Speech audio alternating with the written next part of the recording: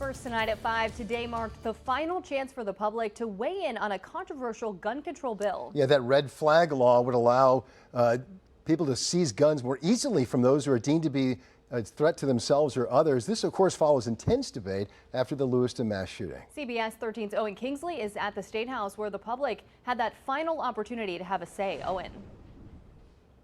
Good evening, guys. And just as you said, Greg, so much of the conversation about this proposed bill has really been centered around whether or not this would have prevented October's tragic shooting in Lewiston. Well, after last week's severe winter storm, the Judiciary Committee decided to hold a second public hearing this morning, and that is where the conversation continued. We were sitting approximately 20 feet from where when the shooter opened fire. It was horrific.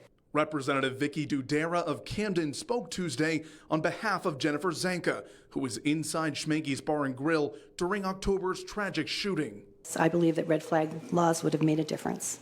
The proposed red flag bill prevents anyone who poses a threat to themselves or others from buying a gun and allows a judge to seize guns from those same people without notice and without a mental health evaluation. This is important because these evaluations can be difficult and time-consuming to get. Gun rights supporters have argued if Saginaw County sheriffs had used Maine's yellow flag law, the tragedy in Lewiston could have been prevented. One person used that same point to argue Maine doesn't need to implement new gun control laws. As the independent commission determined last month that it was law enforcement's failure to execute Maine's yellow flag law, contributing to the death of my brother, his best Jill friend. Walker is a licensed clinical social worker.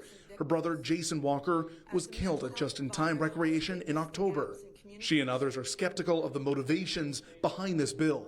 I am disturbed that some members of the Maine Legislature have seized the opportunity to nefariously use the October 25th tragedy for a political end. Several others argued the bill violates their Second Amendment rights by seizing weapons without due process. This nation was founded on innocent until proven guilty. This bill is so wrong. Imagine how it could be weaponized. Coming up at 6, more of the arguments from both sides about this bill from this morning's public hearing as folks try and measure the state's current yellow flag law against this red flag proposal. Live in Augusta, I'm Owen Kingsley, CBS 13 News. All right, we'll continue to follow that. Owen, thank you. We want to have your say, too. Do you believe that a red flag law in Maine is necessary? To weigh in right now, you can grab your phone, open your camera, scan that QR code right there on your screen. Now, among those weighing in so far, a slight majority, 57% saying yes, you do believe it's necessary, 43% again saying no at this point. Still time for you to weigh in. Just scan that QR